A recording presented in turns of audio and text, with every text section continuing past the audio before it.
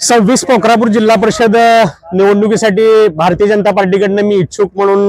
प्रयत्न करत होतो। पक्षाच्या कामामध्ये गेली 39 वर्षात या ठिकाणी तालुक्यामध्ये काम करत होतो आणि त्यामुळे ओबीसीचं आरक्षण पडल्यापासून सर्वांची अपेक्षा होती की या ठिकाणी मी उमेदवारी करावी, यासाठी सर्वांचा आग्रह होता आणि म्हणून या सगळ्या गावांमध्ये प्रवास करून फिरून या ठिकाणी मी माझी उमेदवारी दाखल केली होती। मला उमेदवारी मिळेल अशा प्रकारची अपेक्षा होती, मात्र शेवटच्या क्षणी त्या ठिकाणी माझी उमेदवारी त्या ठिकाणी मला मिळू शकलेली नाहीये आणि आज उमेदवारी अर्ज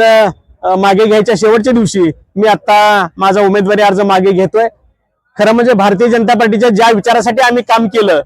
तो विचार आज सर्वत्र पोहोचतोय, यामध्ये आनंद आहे आणि म्हणून काल पण भाजप, आज पण भाजप आणि उद्या पण भाजप, सर्वांनी भाजपाच्या पाठीमागे उभं राहावं अशा प्रकारचं मी आवाहन करतो। 10 सेकंद 24 नरखेड जिल्हा परिषद गटातून मी भारतीय जनता पार्टीकडून उमेदवारी अर्ज दाखल केला होता, पण काही तांत्रिक अडचणीमुळे किंवा पक्षाच्या ध्येय धोरणाप्रमाणे ती जागा सर्वसाधारण असल्यामुळे मला त्या ठिकाणाहून माघार घ्यावी लागली।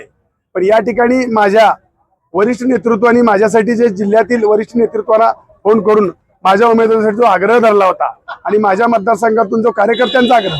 आग्रह होता, त्या सर्वांचे या ठिकाणी मनापासून मी आभार मानतो आणि माझा आज अर्ज माघारी घेताना भारतीय जनता पार्टीचे जे उमेदवार आहेत त्यांच्या पाठीमागे सर्व गटातील मतदारांनी उभा राहावं आणि भारतीय जनता पार्टीला निवडून आणावं आणि या ठिकाणी सर्व भारतीय जनता पार्टीच्या मोहोळ विधानसभा क्षेत्रातील उमेदवारांना जास्तीत जास्त संख्येने कसं मताधिक्याने निवडून आणता येईल यासाठी आम्ही इथं प्रयत्नशील राहू।